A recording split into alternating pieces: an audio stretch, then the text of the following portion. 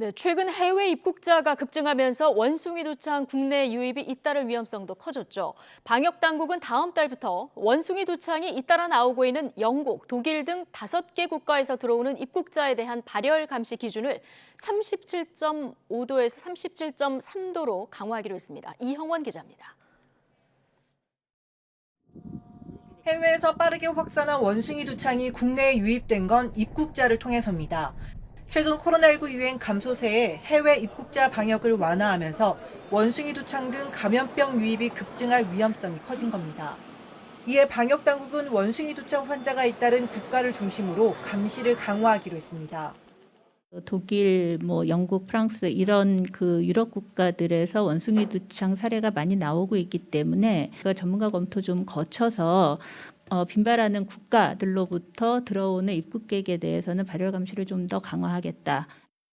다만 최장 3주에 달하는 원숭이 두창 잠복기를 고려하면 이 같은 감시 강화만으로는 역부족일 수 있습니다. 입국 당시 아무런 증상이 없더라도 이후 의심 증상이 생기면 스스로 신고하는 게 중요한 이유입니다.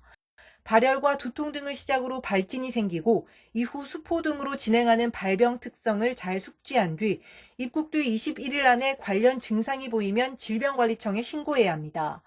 증상이 나타나야 감염력을 갖는 만큼 코로나19처럼 입국자 전체에 대한 사전 진단 검사까지는 계획하지 않고 있습니다. 국내 일반 인구에서의 전파 위험은 낮기 때문에 지나친 우려는 불필요하다고 의견을 주셨습니다. 하지만 긴 잠복기를 갖는 질병의 특성으로 인해서 방심해서는 안 된다고. 밀접 접촉 등 위험도를 고려해 접촉자에 대한 백신 접종도 진행할 방침입니다.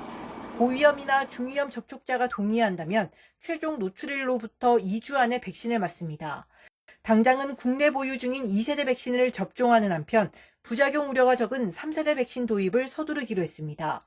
또 확진자 치료를 위해 우선 국내 활용 가능한 항바이러스제를 사용하고 원숭이 두창 치료제로 유일하게 허가받은 테코비리마트 500명분을 다음 달 들여올 예정입니다. 한편 방역당국은 국내 확산을 최소화하기 위해 원숭이 두창 발생 국가 방문을 자제해달라며 부득이 가야 할 때는 마스크 착용과 손 씻기를 철저히 해달라고 당부했습니다. YTN 이영우입니다.